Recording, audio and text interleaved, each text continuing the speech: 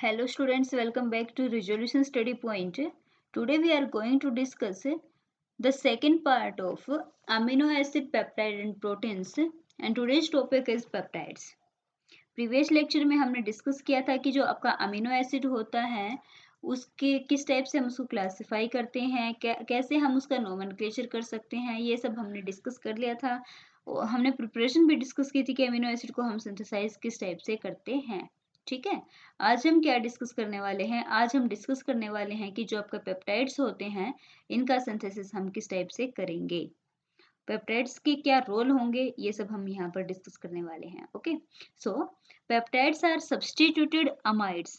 देखो peptide, amide क्या होता है? अमाइड लिंकेज होती है C डबल बॉन्ड ONH, ये लिंकेज क्या होती है? अमाइड। लेकिन अगर ये लिंकेज जो है अमीनो एसिड्स में बनती है तो इसी का नाम क्या हो जाता है? पेप्टाइड्स। तो बेसिकली पेप्टाइड्स भी क्या है? अमाइड लिंकेज है। Amide formed by interaction between amino group and carboxylic group of two or more amino acids, कि दो या दो से ज्यादा जो अमीनो एसिड होते हैं उसके अमीनो और कार्बोक्सिलिक ग्रुप के बीच में जो इंटरेक्शन होती है उससे जो आपका बॉन्ड बनता है उसको हम बोलते हैं पेप्टाइड बॉन्ड। और पेप्टाइड बॉन्ड का नेचर किस टाइप का होता है? अमाइड लिंकेज जैसा। जैसे कि ग्लाइसिन ने ग्लाइसिन के साथ कर लिया तो आपका जो पेप्टाइड बनेगा वो क्या हो जाएगा? Glycine glycine peptides. एग्जाम्पल यहाँ पर समझ में आएगा आपको, जैसे कि देखिए ये आपके पास एक ग्लाइसिन मॉलिक्यूल है, ये आपका ग्लाइसिन है, दूसरे ग्लाइसिन के साथ रिएक्शन करेगा तो यहाँ से OH और यहाँ से H वाटर की फॉर्म में रिमूव होगा। तो यहाँ पर आपका जो लिंकेज आएगी ये जो आप CONH देख रहे हो यही क्या है? Peptide linkage. इसको हम बोलेंगे पेप्टाइड लिंकेज ग्लाई ग्लाई ग्लाई ग्लाई। ओके, ऐसे ही आप डिफरेंट मॉलिक्यूल्स को ऐड करते जाओगे तो आपके पास पेप्टाइड बनता जाएगा। और ये जो लिंकेज है अभी मैंने बताया इसको हम बोलते हैं पेप्टाइड लिंकेज। आप इसको इस टाइप से भी लिख सकते हो। अब हम बात करते हैं क्लासिफिकेशन और नोमेनक्लेचर की। तो जो आपके पेप्टाइड्स होते हैं उसको हम क्लासिफाई करते हैं डाईपेप्टाइड्स में, ट्राईपेप्टाइड्स में, टेट्रापेप्टाइड्स में, और फाइनली हम उसको क्लासिफाई करते हैं पॉलीपेप्टाइड्स में। तो डाईपेप्टाइड का मतलब क्या होगा? कि दो पेप्टाइड लिंकेज हैं, कि दो ही अमीनो एसिड ने रिएक्शन की थी जिससे क्या हुआ? दो अमीनो एसिड आपस में कंबाइन होते हैं, जो जैसे कि ग्लाइसिन ग्लाइसिन हो गया एग्जांपल डाइपेप्टाइड का। ठीक है, ट्राइपेप्टाइड में कितने अमीनो एसिड आपस में रिएक्शन करेंगे? 3 अमीनो एसिड, जैसे कि यहाँ पे आप देख सकते हो ग्लाइसिन, फिर आपके एलानिन था, फिर आपका ल्यूसीन था, तीनों ने आपस में रिएक्शन की तो यहाँ से बना ग्लाइसाइल एल्नाइल ल्यूसीन। ये आपके एक ट्राइपेप्टाइड का एग्जाम्पल है। फिर हमारे पास नेक्स्ट जो एग्जाम्पल है इसमें आपके पास एक पॉलीपेप्टाइड दे रखा है। पॉलीपेप्टाइड का मतलब है कि दो से ज्यादा जब अमीनो एसिड आपस में कंबाइन करते हैं तो हम उनको एक कॉमन नेम दे देते हैं polypeptide. This is your tripeptide and this is your polypeptide. बीच में n लिखा है ना, n यहाँ पर क्या होगा? ग्रेटर देन 2 से बड़ा होगा। तो ये आपका हो जाएगा classification based on number of amino acid used for making peptides. अब आप क्या कह सकते हो कि जो पॉलीपेप्टाइड चेन होती है उसमें जो रिपीटिंग यूनिट होती है वो क्या रहेगी? NH CH CO। ये हमेशा रिपीटिंग यूनिट होगी। CO के बाद फिर से NH आएगा, फिर से आपके पास क्या आएगा? CH आएगा, फिर से CO आएगा, और ये जो यूनिट है, ये जो यूनिट है रिपीटिंग, ये चलती जाएगी। इधर भी बिल्कुल ऐसे ही CO होगा, CH होगा, फिर से NH होगा। तो ये आपकी जो चेन है ये चलती जाएगी। तो रिपीटिंग यूनिट हम बोल सकते हैं कि ये वाली यूनिट होती है किसमें? पॉलीपेप्टाइड में। ठीक है, अब देखिए ध्यान से इस पॉलीपेप्टाइड चेन को देखिए। ये आपके पास एक पॉलीपेप्टाइड चेन है, इसके अंदर आपके पास जो ये टर्मिनल जिस साइड आपका अमीन ग्रुप है उसको हम बोलते हैं N टर्मिनल, और जिस तरफ आपको कार्बोक्सिलिक ग्रुप वाला दिखाई देता है उसको हम बोलेंगे C टर्मिनल। तो अमीनो एसिड जिसका फ्री अमीन ग्रुप होता है वो आपका N टर्मिनल अमीनो एसिड होता है, और जिसमें फ्री कार्बोक्सिलिक ग्रुप होता है वो आपका C टर्मिनल अमीनो एसिड होगा। ओके, अब जैसे हमने अमीनो एसिड से पेप्टाइड बनाया, पेप्टाइड ऐसे ही रिएक्शन करके क्या बनाते हैं? प्रोटीन्स बनाते हैं। जब बहुत सारे पेप्टाइड आपस में जुड़ जाएंगे तो क्या बना लेंगे? प्रोटीन्स। और प्रोटीन क्या होते हैं ये सब हम अपने नेक्स्ट लेक्चर में डिस्कस करेंगे। अब हम बात करते हैं नोमेनक्लेचर की। तो जो आपके पेप्टाइड्स होते हैं उसका नोमेनक्लेचर भी हम IUPAC सिस्टम से भी दे सकते हैं, बट यहाँ पर जो मोस्टली यूज होता है वो आपका रहेगा कॉमन सिस्टम वाला नोमेनक्लेचर। और इसको लिखने के लिए जितने भी अमीनो एसिड यूज होते हैं उसके बीच में एक हाइफन लगा देते हैं, वही क्या हो जाएगा इसका एब्रिविएशन। और जैसे कि आपके पास ये आप एक आप डाइपेप्टाइड देख रहे हो, ये बना है ग्लाइसिन और एलानिन से, तो नाम क्या हो जाएगा, ग्लाइसाइल एलानिन। मतलब जो पहले वाला जो आपका फर्स्ट लेफ्ट हैंड साइड में जो भी आपका क्या होगा अमीनो एसिड, उसको हम YL से टर्मिनेट करेंगे। और जो फाइनल जो लास्ट वाला होगा जो राइट हैंड साइड पे होगा उसको हम INE के साथ टर्मिनेट करेंगे। जैसे आप यहाँ पर देख सकते हो, इसके अंदर फर्स्ट आपके पास ग्लाइसिन है, फिर आपके पास वेलानिन है, फिर आपके पास फिनाइल एलानिन है। ठीक है, ये फिनाइल एलानिन है आपके पास, तो इसको हम लिखेंगे ग्लाई का GLY आ गया, वेलानिन का VAL आ गया और फिनाइल एलानिन का PHE आ जाएगा। तो जो लास्ट वाला है उसको INE के साथ एंड करेंगे, बाकी सबको YL के साथ, बाकी को YL के साथ और लास्ट वाले को INE के साथ। बात करते हैं ज्योमेट्री की, तो जो आपके पेप्टाइड्स होते हैं, पॉलीपेप्टाइड की बात कर लेते हैं, पेप्टाइड बॉन्ड की बात कर लेते हैं, तो ज्योमेट्री बिल्कुल वैसी ही होती है जो एस्टर की ज्योमेट्री होती है। आप देखोगे कि जो लुइस पोलिंग था, इसने इसके स्ट्रक्चर को दिया था, इसने बताया था कि जो पेप्टाइड बॉन्ड होता है ये प्लेनर होता है नेचर में। किस टाइप का बॉन्ड होता है, प्लेनर। जो पेप्टाइड बॉन्ड के अंदर 4 जो एटम होते हैं और 2 जो अल्फा कार्बन्स होते हैं, ये सब के सब एक ही प्लेन में लाई करते हैं। 4 एटम, 4 कौन से एटम हो गए, जैसे कि ये आपका पेप्टाइड बॉन्ड है तो ये 4 एटम ये हो गए, साथ में ये आपके अल्फा कार्बन हो गई। तो ये 4 एटम और ये दोनों कार्बन सब के सब क्या करते हैं, एक ही प्लेन में लाई करते हैं। साथ में इसने ये भी बताया कि जो आपका कीटोनिक जो ग्रुप होगा, C डबल बॉन्ड जो O होता है, ये हमेशा ट्रांस पोजीशन पे होगा। अगर यहाँ पर ये अबो द प्लेन है तो यहाँ पर ये बिलो द प्लेन मिलेगा, नेक्स्ट वाला फिर से अबो, उससे नेक्स्ट वाला फिर से बिलो।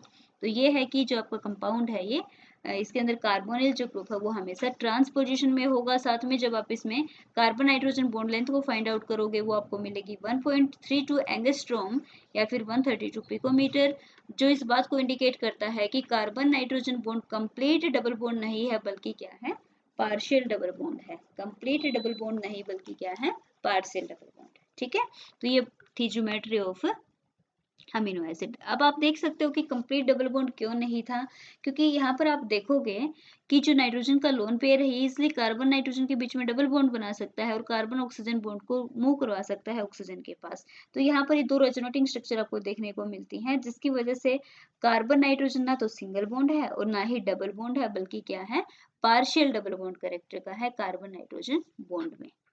नेक्स्ट हमारा टॉपिक है इसमें, वो हम डिस्कस करने वाले हैं synthesis of peptides from amino acid. Amino acid से हम किस टाइप से सिंथेसाइज कर सकते हैं पेप्टाइड का, ये हम यहाँ पर डिस्कस करेंगे। Now the synthesis of peptides. Peptide को सिंथेसाइज करने के हमारे पास 2 मेथड हैं, एक तो है क्लासिकल मेथड, दूसरा है सॉल्यूशन फेज सिंथेसिस। तो फर्स्ट हम इसमें जो डिस्कस करने वाले हैं वो अपना टॉपिक, वो अपनी कैटेगरी रहेगी क्लासिकल पेप्टाइड सिंथेसिस। अब देखिए जो क्लासिकल पेप्टाइड सिंथेसिस है, इसका हम यूज करते हैं जो आपके लोअर पेप्टाइड्स होते हैं, जैसे कि ट्राई, टेट्रा, इन सब पेप्टाइड्स को बनाने में यूज कर लेते हैं। लेकिन जो हायर पेप्टाइड्स की बात करते हैं तो उसको क्लासिकल पेप्टाइड सिंथेसिस से बना पाना हमारे लिए इजी नहीं होता है, इसकी कुछ लिमिटेशन है, वो सब हम आगे डिस्कस करने वाले हैं। अब यहाँ पर सिर्फ आप ये देखिए कि जो आपका क्लासिकल जो मेथड होता है वो होता क्या है, इसके अंदर हम किस टाइप से रिएक्शन कराते हैं, ध्यान से देखिएगा रिएक्शन को। अब देखो क्लासिकल के अंदर जस्ट आपने क्या लिया है, अपने कोई भी 2 अमीनो एसिड लोगे, जैसे कि आपको डाइपेप्टाइड बनाना है, दोनों को आपस में रिएक्ट करा दोगे तो यहाँ से जो आपको डाइपेप्टाइड है वो मिल जाएगा।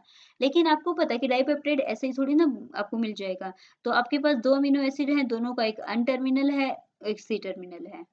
ठीक है, एक इसमें क्या है NH2 ग्रुप है, दूसरा इसमें क्या है कार्बोक्सिलिक ग्रुप। बिल्कुल यहाँ पर भी NH2 और कार्बोक्सिलिक ग्रुप है। तो इसके लिए आपको पहले क्या करवाना होगा, पहले आपको अपने कंपाउंड को एक्टिवेट करना होगा ताकि वो रिएक्शन कर सके। और एक्टिवेट करने के लिए हम कार्बोक्सिलिक को कन्वर्ट कर देते हैं इसके एसिड क्लोराइड में। किसमें कन्वर्ट करते हैं, एसिड क्लोराइड में। अब ये बात तो ठीक है कि एसिड क्लोराइड में रिएक्शन कर ली। अब एग्जाम्पल के लिए आप देखिए कि जैसे आपने लिया ग्लाइसिन और दूसरा लिया आपने एलानिन, और आपने ग्लाइसिन वाले को एक्टिवेट कर लिया है एसिडिक क्लोराइड बना करके। अब जब ग्लाइसिन का एसिडिक क्लोराइड रिएक्शन करेगा तो वो एलानाइन के साथ रिएक्शन करेगा। अब देखिए भाई मिक्सचर के अंदर तो सिर्फ एलानिन थोड़ी ना है, ग्लाइसिन भी प्रेजेंट है। तो ग्लाइसिन का जो एक्टिवेटेड फॉर्म है वो अपने ही मॉलिक्यूल के साथ भी रिएक्शन करेगा और एलानिन के साथ भी रिएक्शन करेगा। इसका मतलब जो प्रोडक्ट आपको चाहिए था वो प्रोडक्ट आपको नहीं मिलेगा 100% यल में। आपको कुछ साइड प्रोडक्ट्स भी देखने को मिलेंगे। इसलिए जो आपका क्लासिकल मेथड है ये ज़्यादा अच्छा मेथड नहीं माना जाता। तो इसके अंदर कुछ इम्प्रूवमेंट किया जाता है और इम्प्रूवमेंट करने के लिए हमें कुछ फंक्शनल ग्रुप को यहाँ पर करना पड़ता है प्रोटेक्ट। तो अब हम बात करने वाले हैं कि किस किस अमीनो एसिड को कौन से ग्रुप को किससे प्रोटेक्ट करते हैं, प्रोटेक्शन के लिए कौन से रिएजेंट को यूज करेंगे। तो देखिए जब हम क्लासिकल सिंथेसिस करते हैं पेप्टाइड्स की अमीनो एसिड से तो हमें डिफरेंट स्टेप्स को फॉलो करना होता है, जिसमें से फर्स्ट अपना आता है प्रोटेक्शन। इसमें हम क्या करेंगे, जो आपका अमीनो एसिड है उसको हम प्रोटेक्ट करते हैं और प्रोटेक्ट करने के लिए हम सुटेबल प्रोटेक्टिंग ग्रुप्स का यूज करेंगे। ठीक है, प्रोटेक्शन करेंगे और प्रोटेक्शन करने के लिए जो कंपाउंड यूज करेंगे उसका नाम क्या होगा, प्रोटेक्टिंग रिएजेंट। फिर हम बात करते हैं एक्टिवेशन का। अब देखिए आपने प्रोटेक्ट कर लिया, तो प्रोटेक्ट करने के बाद क्या करोगे, एक्टिवेट करोगे। और एक्टिवेशन के लिए आप यहाँ पर जो आपका कार्बोक्सिलिक ग्रुप होता है, जो कार्बोक्सिल ग्रुप होता है उसको कन्वर्ट कर लोगे एसिड क्लोराइड में, क्योंकि आपको पता है कि acid chlorides are more reactive than carboxylic group. Activate भी कर लिया है तो हम फिर रिएक्शन कराएंगे, फॉर्मेशन करेंगे। अब यहाँ पर जो आपके एसिड क्लोराइड हैं वो दूसरे अमीनो एसिड के साथ रिएक्शन करेगा और जिसे आपकी रिएक्शन प्रोसीड करेगी। जब आपका कंपाउंड जो आपको चाहिए था वो बन चुका है तो उसके बाद आपको जो प्रोटेक्टिंग ग्रुप था उसको रिमूव करना होगा। तो लास्ट स्टेप हमारा रहेगा रिमूवल का। तो ये कुछ टिपिकल स्टेप हमें फॉलो करने पड़ेंगे क्लासिकल मेथड के अंदर, जिसमें से फर्स्ट अपना आएगा प्रोटेक्शन, सेकेंड अपना आएगा एक्टिवेशन, थर्ड अपना आएगा फॉर्मेशन, फोर्थ अपना आएगा रिमूवल। ओके, अब एक एक स्टेप को देख लेते हैं एग्जाम्पल के थ्रू। फर्स्ट स्टेप हमारा क्या था, प्रोटेक्शन का।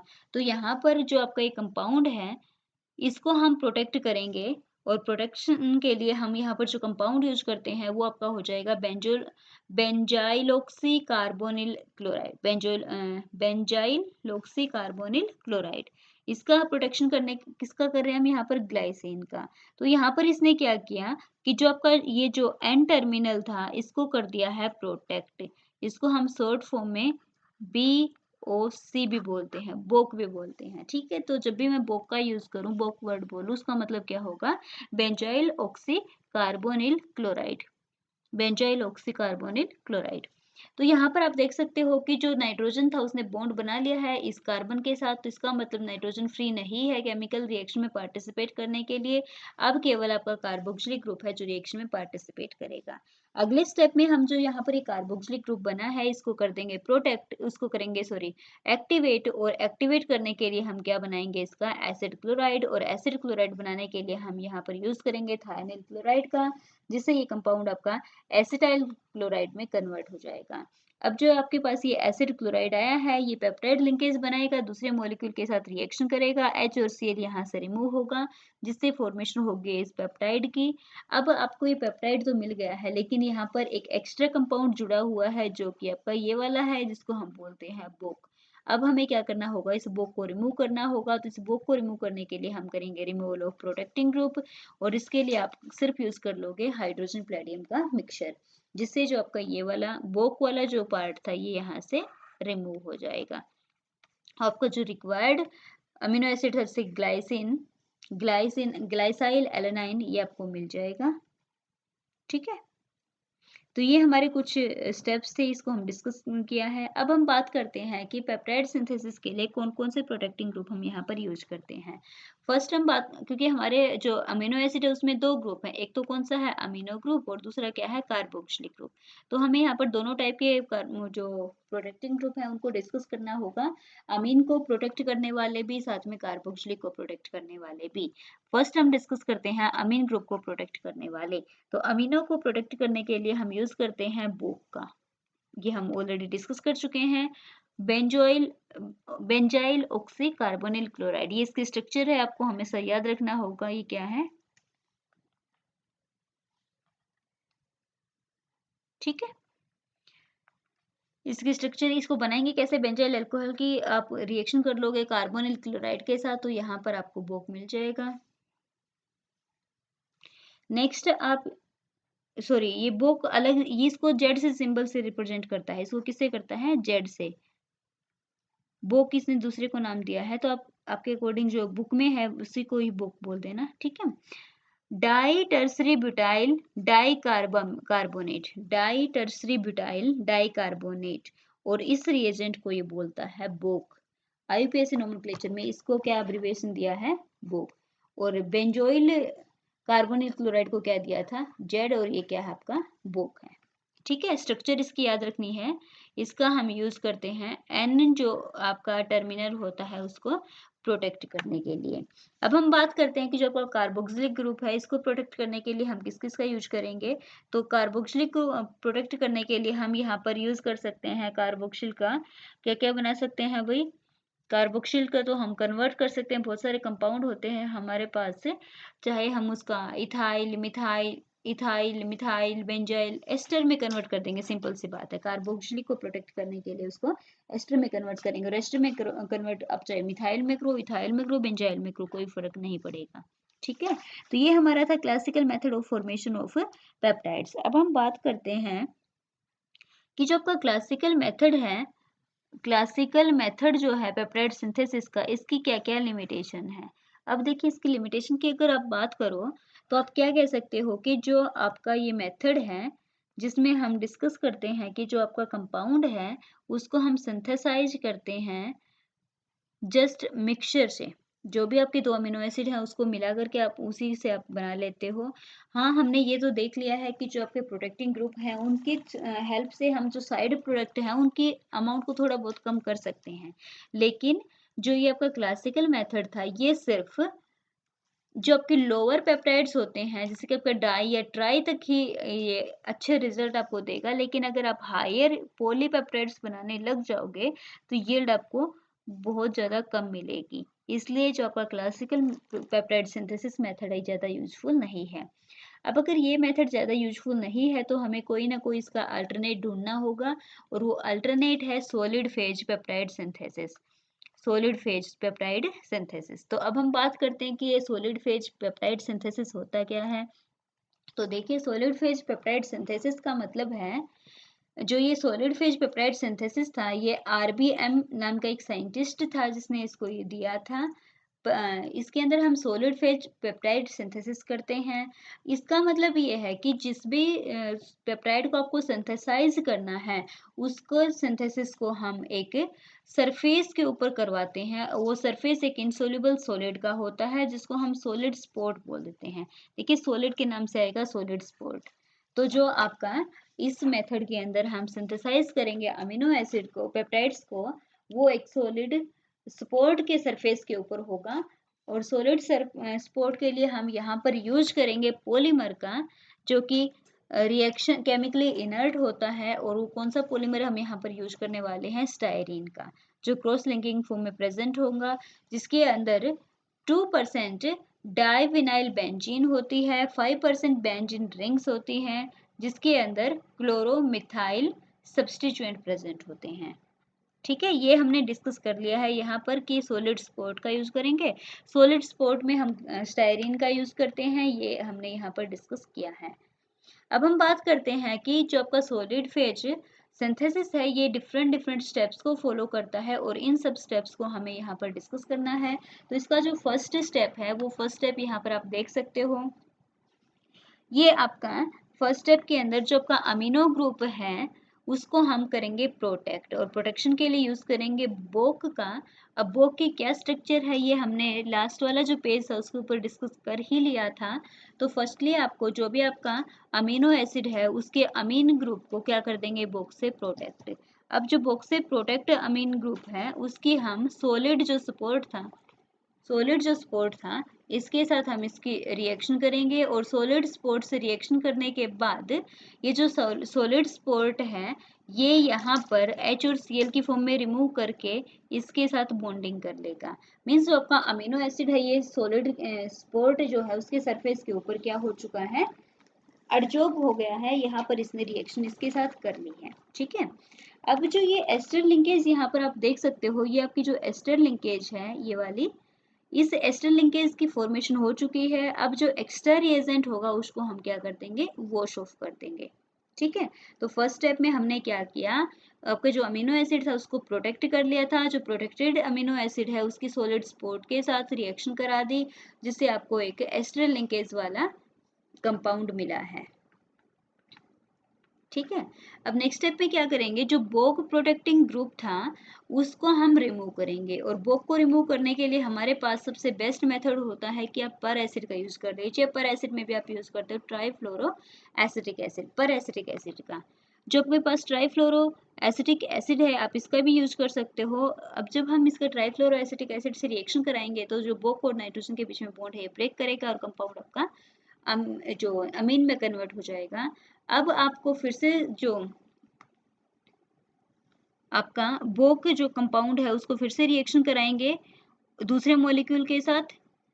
अब देखिए, एक प्रोटेक्टेड मॉलिक्यूल लिया, दूसरा सॉलिड स्पॉट वाला मॉलिक्यूल लिया।